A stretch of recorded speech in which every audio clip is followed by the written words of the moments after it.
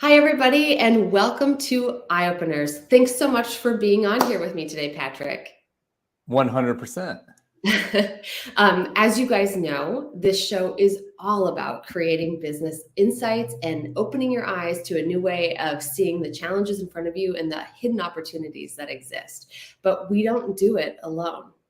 We do it with some kind of eye-opening beverage that juices flowing and helps us see those things we couldn't already see about ourselves, our leadership, and our business, and our culture. So for me, that drink of choice you guys usually know is coffee. I need a little bit of that caffeine, a little bit of that boost to get me going. And it's still morning for me over here in California. But Patrick, do tell us, what are you drinking today? Cheers. I am drinking vodka. I only drink two things, water and vodka. I'm either very hydrated or somewhat lubricated, but I don't do the coffee thing. And I will say it is afternoon here in the East Coast, so it's always a good time for me to drink vodka. But for those that are concerned about that, which would be my ex-mother-in-law, it is afternoon. Okay. Well, folks, you've heard it here first. Vodka is the insightful drink of choice today. So feel free to take a moment, pour your own. And we're not even going to ask what time it is where you're at. Just go for it. I'm all about trying new things. So maybe I need to try like a little bit of vodka and see what ideas I come up with. Usually I come up with better dance moves with the vodka, but I've never tried it putting pen to paper or during hours. But who knows? Maybe I'll be able to give clearer directions to people when I'm, with the vodka. So I had a really amazing vodka lavender lemonade the other day. Yeah, I had to say that was like definitely hit the spot. And I guess truth be told, it was like 11:30 in the morning. It sounds like a summer drink as we get into Yes. warmer weather. That sounds like the perfect thing. Well, it was like 85 out here and I was by a pool and it just felt like the right thing to do. So Yeah, it was the right thing to do. yeah, I agree. Well, so cheers to that. Thank you so much for joining us today, Patrick, and enjoy your drink. And for all of you guys, enjoy whatever eye-opening beverage you are using today. But let's get started. We got to give this guy a proper introduction that he is due, right? And you guys need to kind of know, well, why am I here listening to this guy anyway? Patrick, you are a serial entrepreneur. Love those kind. Professional speaker and co-founder CEO of the Charleston-based software agency Code and Trust. After co-founding your first company, Go2Team, the largest staff video crew provider in the U.S., and you took it to 20 offices in around the U.S. 25 years ago. Wow. So you've been at this for a while, this entrepreneur thing. So Absolutely. You definitely have some good stories you're going to share with us, right? Yeah, for sure. I have all the badges, the good ones and the bad ones. Okay. So really, like in total here, you have launched 6 and counting multi-million-dollar companies, and some in less than 2 years' time. I mean, that's like golf clap. That is an impressive resume. So thank you so much for being willing to show up here and to share your wisdom with us. In addition to all of that, you serve as a co-director of Startup Grind DC and currently chair as the Harbor Entrepreneur Center in Charleston, South Carolina. And that's where you are right now, right? Today I'm in Charleston. Yes, I bounce back and forth between Washington, D.C. and Charleston, South Carolina. Okay, awesome. Is there anything I missed in that formal bio that you want on? That was pretty fantastic. My day job currently is CEO of Code and Trust, and so that's my biggest focus in helping entrepreneurs. But then, and in my nonprofit hat, as you mentioned, Startup Grind and Harbor Entrepreneur Center, those are my main focuses.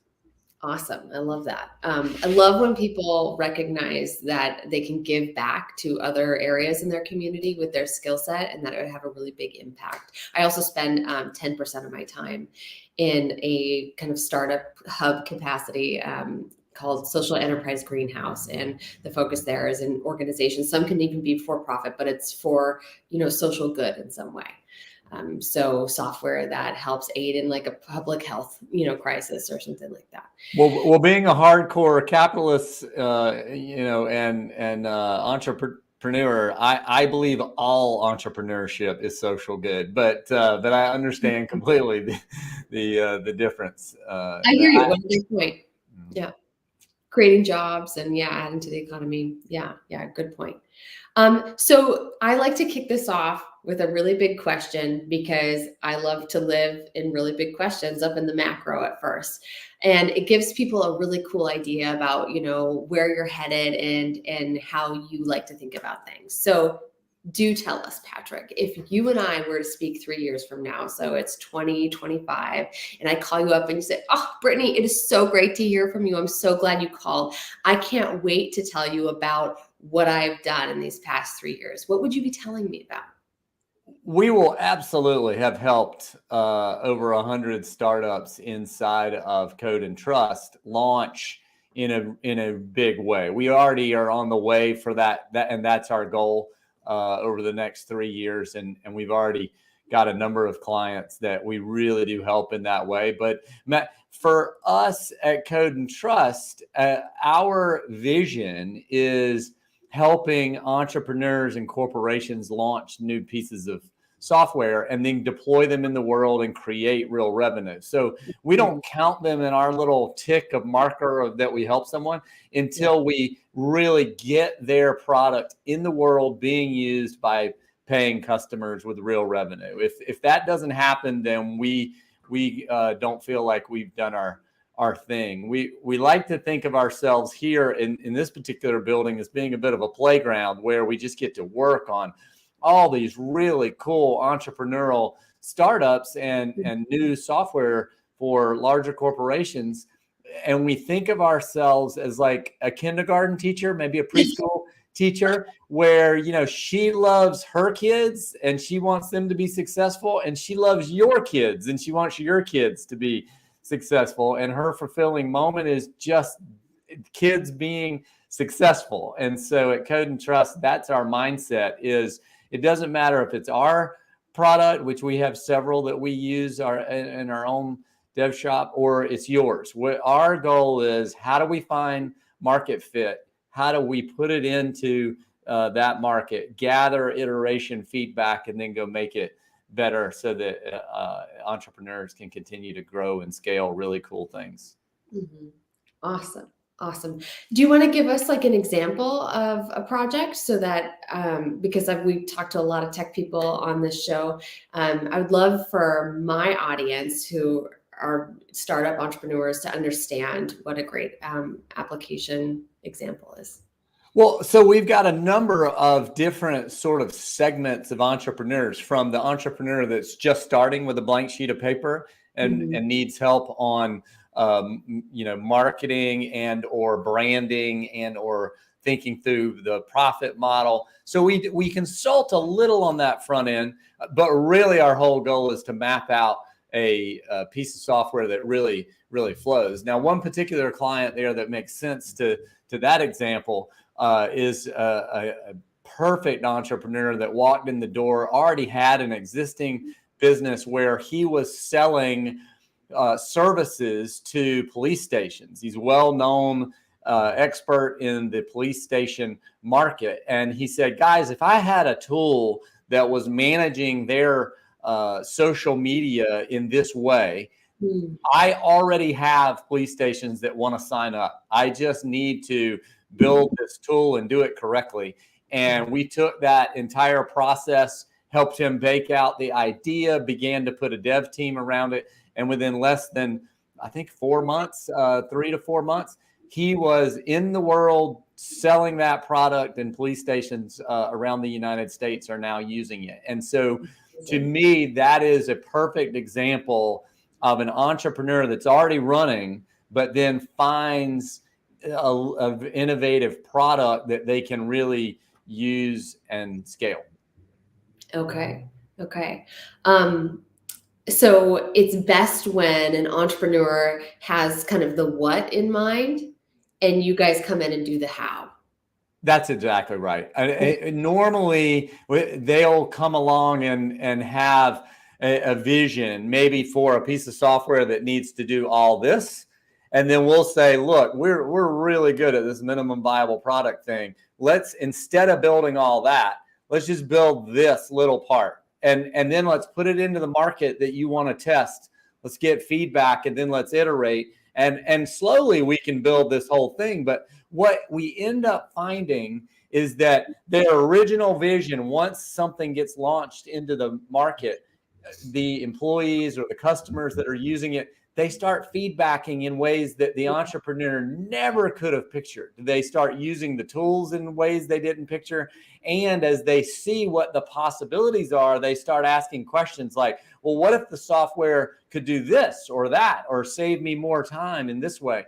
And what ends up happening is, instead of building this, we end up building only this, but maybe a whole 20, 30% of new things that we never even knew were going to be important in the initial build. So that's our thought process in helping the entrepreneur to really phase it out and think through, instead of trying to build the whole world at one time, really communicate with their client and listen. I mean, that's my favorite thing. It's ironic that here I'm doing a lot of talking today, but I do a lot of public speaking. And as you mentioned, Startup Grind, I just love to hear entrepreneurial startups. It's just my favorite thing, to dialogue with them and think about what the possibilities could be, and then help them move that idea forward.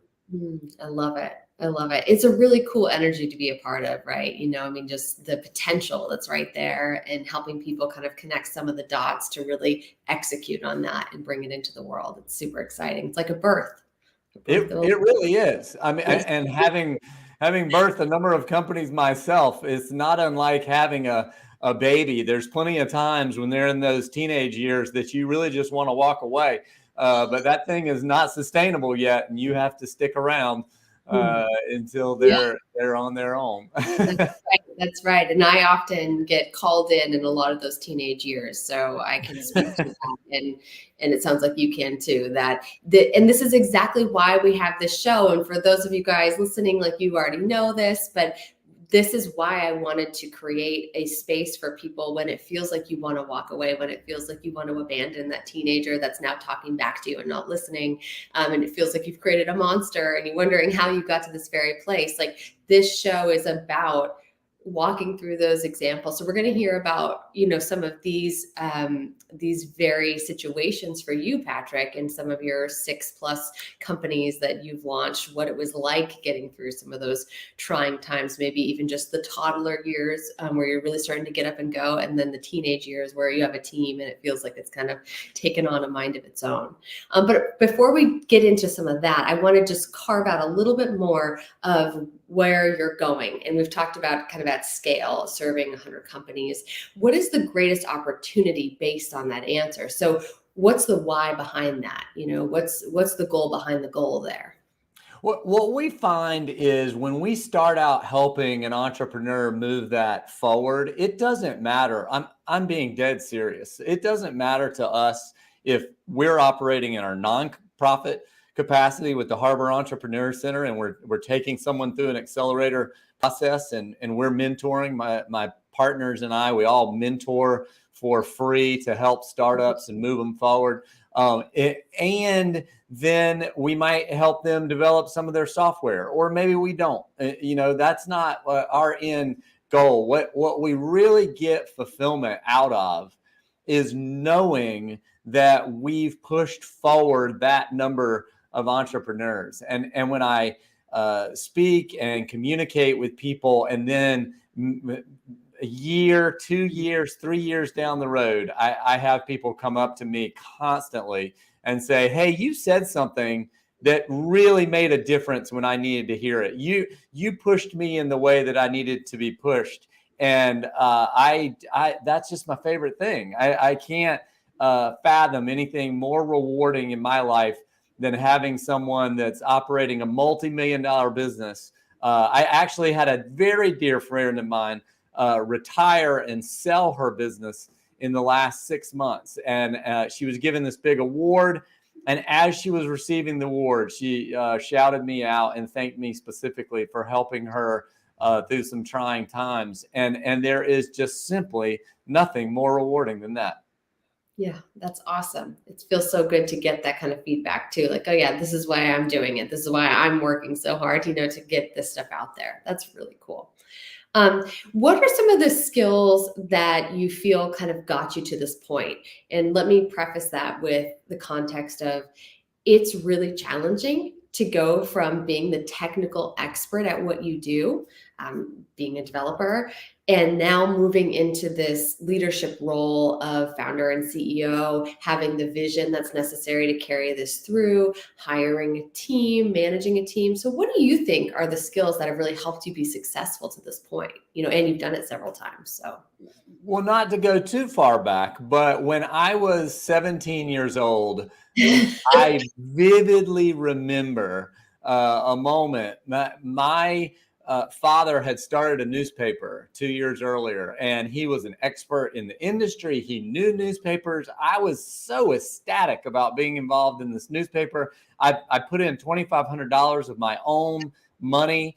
I became a graphic designer as a part-time job. I learned the new Macintosh computers. That's how old I am. And I was just so excited. And then I remember when I was 17, him walking into my room and telling me that they were failing, the business was going to close. Ultimately, we would file bankruptcy as a family. We'd lose our family home. My parents get divorced. It was the most trying time in my entire life. I had lived just a really great life up until that point, and it put me in a really hard moment. And I know that a lot of people would have taken away from that moment, oh, I'll never start a business. What was my father thinking at 55, deciding that now's the right time to jump into a business? And the reality that I saw, the thing I took away was, I want to be really good at this. I want to start a business and start another business and another business until I just do it in my sleep. And because I just was so energized, and the failure drove me, not unlike someone who almost drowns and then becomes an Olympic swimmer, right? It's like at that moment, I really did think, gosh, this burns and it's so bad. But I now know what failure is, and I am going to go and work hard and see past that. Since then, I absolutely have had failure. I've had moments that just hurt, and one of my lines is, I get paid to fail. It's just odd the check shows up on the day I win, right? Everyone in the world looks at the entrepreneur and they go, oh my gosh, you just exited and you made all this money and it's so fantastic and you guys are killing it. And my response is always, where were you 4 years ago? Like we didn't know what we were doing. We were a total mess, and everyone thought we should leave, including me. But we fought through it. We figured it out. We worked on the pivot. We persevered, and now here we are with this moment of success. But if you aren't built and you're not willing to walk through the failure, you'll never get to the finish line. It's just not possible. Every entrepreneur I know has those stories that show that they went through the fire in order to get to that exit. Yeah, really important story. Thanks so much for being willing to share vulnerably about your upbringing, and because it's true that these narratives are what shape us. Like, it sounds to me like you now entered the space of starting your own businesses thinking, well, failure is not an option. Like, that's not going to be my story because I saw how poorly it turned out. So I'm going to do everything within my power to make sure that I walk through these challenges. And so that's a grit, a resilience about you that was shaped from these early stories and, over time through experience. So can you tell me about a specific breakthrough or insight, an eye-opening moment that probably came through a challenge that changed the way you see business or your leadership forever? In 1997, we started a business called Go-To Team that you mentioned before. It's in the broadcast television production space. And we were two guys and a truck and an SBA loan of $100,000. As I mentioned, when I was 17, we filed bankruptcy. So there was no great Bryant wealth to help me launch that first business. Yeah. And I loved it. And we worked so hard on that business and went through a lot of trials and tribulations. And within 10 years, we had built the company to a $1 million valuation. I still to this day have the document that shows that we were at a 1 million. And I was so excited. I was 34 years old, and I was just like, man, this is incredible. We've hit $1 million mark, and it was so exciting. You know who else started in October of 1997? Google. And within 10 years, they were publicly traded, and we used the name of their company as a verb. And I really had an immense insight shortly after hitting that million mark of, okay, how do we get to 10? And how hard will it be? And what will that look like? And as I started to research, I really had this huge epiphany of what makes a business scale quickly. And it's really, you mentioned the 6 companies that I'm involved in, that I now know the formula. And I really love talking to people about that formula and sharing it, because it really, to me, is that thing I wish I had known. You know, there are these things where my son was joking yesterday. He's filling out paperwork to start his first LLC. And as I was telling him kind of some of the steps and processes and helping him do it, and he goes, I just don't understand why people don't teach this in school, right? Like, this seems like pretty valuable information. Yes. And I agreed with him completely, but then I immediately in my mind went to, it's amazing that I went through all these business classes as a student, and not one of them taught me the basic rules of math for scaling a business very, very quickly, and what valuation is going to change based on the kind of innovative, scalable thing that you're working on. So that was really the biggest breakthrough for me, was being a young entrepreneur with Go-To Team and seeing how we could go scale this thing into offices around the United States. Well, can you share some of those things with us? Well, absolutely. The first thing is scalability.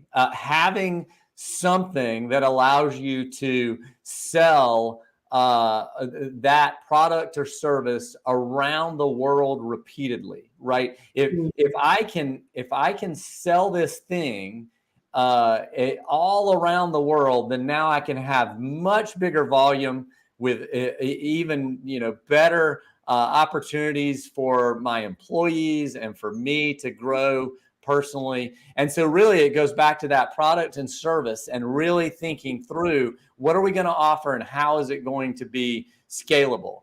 I tell the story of a chiropractor. If you've got a nice chiropractor practice in Charleston, South Carolina, let's say you got 3 offices, you're living a pretty good life. I'm not saying that's a bad idea, and let's do it. Yeah. However, if I can convince that chiropractor, even on the side, as his next growth moment, find something scalable that is a product, let's say a medical device or a piece of software that helps people in the chiropractic area. Now, all of a sudden, I can go sell that software to every chiropractor in the world, or I could go sell that medical device to every chiropractor's patient in the world. Now I have changed the scale game completely. And that's what I spend a lot of time talking about when I'm public speaking, is how to look at that scale and combine it with new innovations that will allow us to really blow up that business fast. Amazing. Amazing. Okay. This is a great idea. Full disclosure, I have been thinking about how I'm going to do this the whole time we've been on the phone. I love it. Yes. So I have some ideas I want to run past you after this call. I get that. That's my number one question is, Patrick, how do I communicate with you about some ideas. And the answer is that I'm very open to those conversations. We actually built a scale on our website to have that dialogue in particular at codeandtrust.com, because we literally have this conversation all day long and just love it. Awesome. I love it. I love it so much because really the way that we all operate, right? Like I have my phone right here. It's full of apps. Like it's full of things that just make my life easier or allow me to, have my hands in so many things, not only as a business owner, as a parent, as a person in the community, somebody who needs to do banking or just anything, and when you think, if you're an expert in your industry, then you have definitely spent time thinking about, what are the needs of my customers, and you probably have a process that you didn't even think that you have, right? But if you spend time thinking about, wow, like I do these same things in the same order with 90% of my customers, then there's your product, right? In some You're way. absolutely correct. And you're almost quoting Paul Graham, who is one of the most brilliant entrepreneur advisors in the world. And Paul's, I'm going to paraphrase, but Paul's entire thought process around that is, if you're an expert, to what you just said, by definition, you're living in the future compared to everyone else, because you already know things about that industry before other people know. Right now, I'm driving a full self-driving autonomous vehicle. So by definition, I know things about driving an autonomous vehicle that people that aren't don't know, right? So I'm living in the future.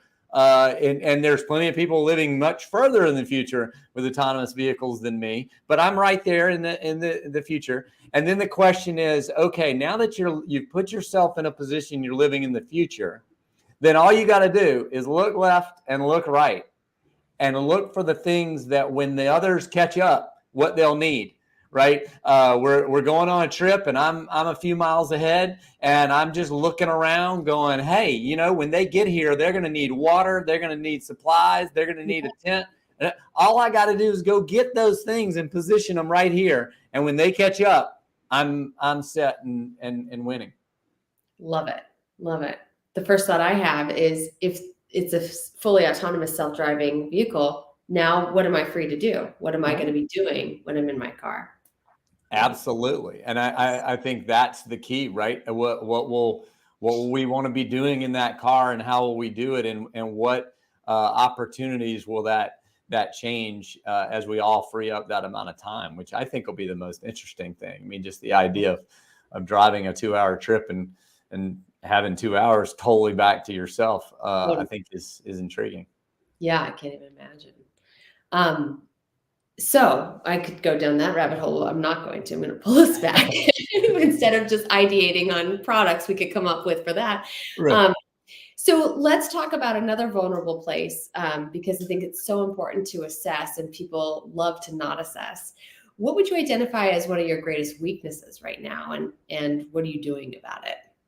Well, my biggest growth moment is continuing my process of scaling the team that works with me. I am in a constant state of figuring out delegation and/or how other people can take on projects that we're working on in a way that I'm no longer involved in that. And it's so intriguing to me to continue to get good at that, where I'm empowering the people on my team to do all kinds of activities that I just never, I would have absolutely thought I needed to do those things in the past. And now I'm slowly, especially with technology, finding these ways to really help empower other people on the team to take off those pieces and really hone in, as I think we all should, on our unique skill. What is that thing that we are critically good at that no one else can do? And then when we find that, then carving out every part of our day where that's all we're doing, right? And I know that I'm particularly enjoy and really feel like people appreciate my talents in the world when I'm out having these conversations about ideas and moving it forward and helping people see vision and all those things. And I'm not that good at the details. I don't love to manage people. I don't love to map up a 5-year strategic plan. But there are people in my life that are really good at those things. And so the more that when those present themselves and I can push them forward and help them have the role they want, then it really does just change the game entirely. Really, really great point. I'm so glad you brought that up because so many people I work with are at that inflection point where they are now the bottleneck. Even when you have a team of 10, it happens again and again and again. It's like something you have to just keep pushing through whatever stage you're at in your business. So can you give me a specific example of something recently where you knew you had to get this off your plate, and then you were able to delegate that to somebody else, something that felt impossible? Like, of course I have to be doing this thing.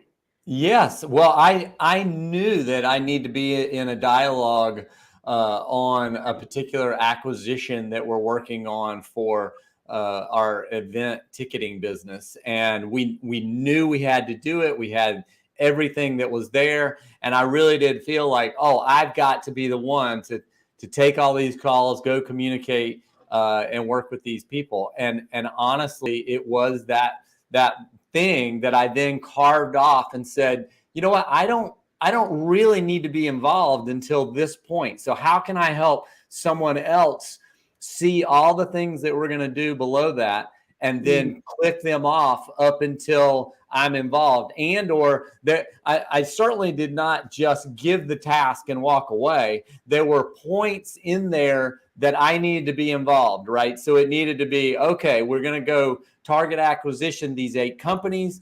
I need you to find the companies. I need you to do all the data. I need to be on the first call. And then immediately after the first call, our goal is to put it on to the next person, right? So how could we map out all the steps that needed to happen there, plug the right people in, and pull me out from really doing a lot of that data work that I would have otherwise definitely done. But then it would have been a monumental task that was going to take 3 months to accomplish with my other priorities. Instead, we accomplished it within a week because multiple people had their piece to the pie. Really great example. Thank you for illustrating that. I think why so many people struggle with this, myself included, is that it's something you enjoy oftentimes. You probably love data. I mean, to some degree, right? It's probably really shaped why you're good at what you guys do.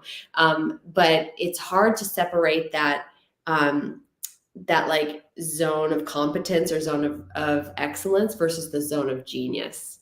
And for those of you who are avid listeners, you've heard me talk about this before, but really, like you mentioned, Patrick, that zone of genius is something that is truly your special skill that you were just made to do. It lights you up. You get in workflow like so easy. Time flies by. And it's just like, I could talk one-on-one with people for hours and just be fully engaged. I just absolutely love it. I'm constantly looking for ways to provoke your thinking or create more insight. And it's just what I love to do. And that's why I have people who help me just go from call to call to call, because that's what I love to do.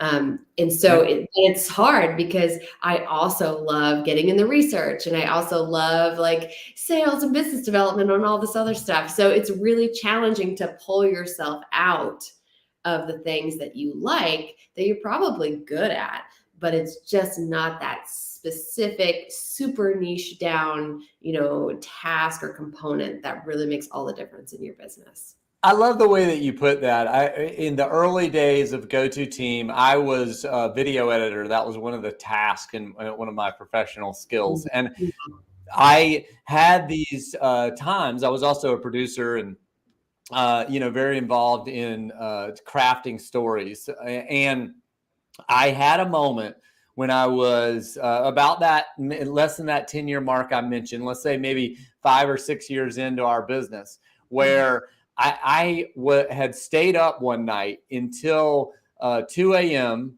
helping someone do a video edit for a particular one of our projects that I had gotten sucked into. And as I'm leaving our office at 2 a.m.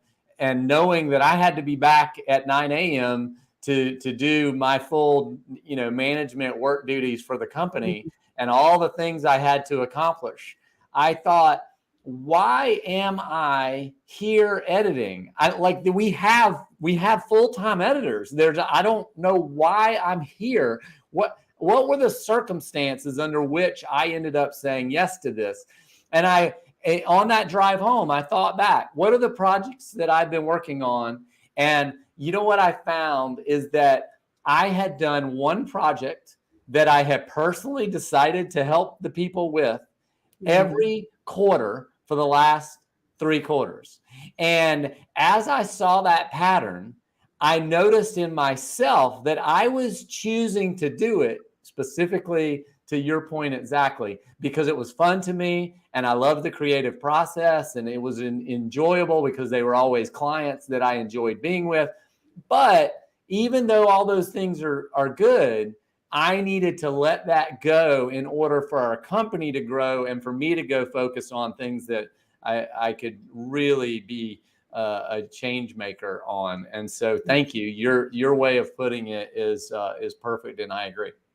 Thanks for that. Yeah, it makes a big difference. So for those of you sitting in that right now, if you're listening to this at 2 a.m., just take a pause and reflect, why am I here? How did I get here?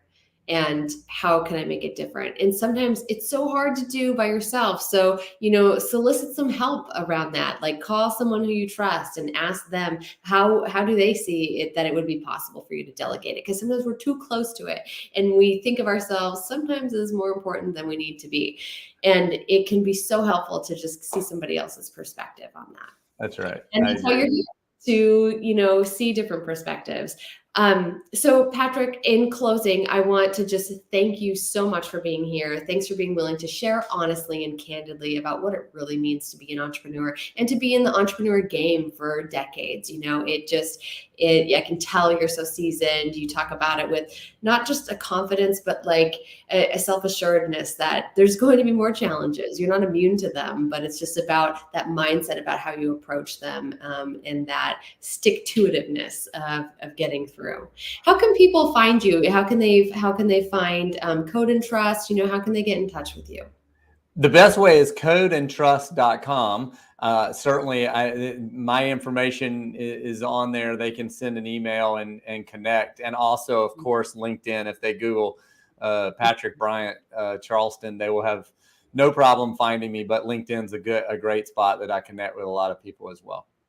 Awesome. So for those of you catching this live, you'll already see him linked in that, but we will make sure if you're watching the podcast after the live episode, we'll make sure that's in all the show notes so you guys can get in touch. Thank you so much, Patrick, for doing this again. It was really valuable for me. I know I've got some ideas percolating. I hope my audience does as well. And I hope you guys reach out to him if you do have some questions. He's been super helpful to date. So until next time, guys, keep drinking those eye-opening drinks, whether it's vodka or coffee. No judgment here. No, we're not going to ask you what time of day it is. And join us again soon. And if you really, really like this, make sure to subscribe so you can catch us next time. Thanks again, everybody. Have a great weekend. Thanks, Brent.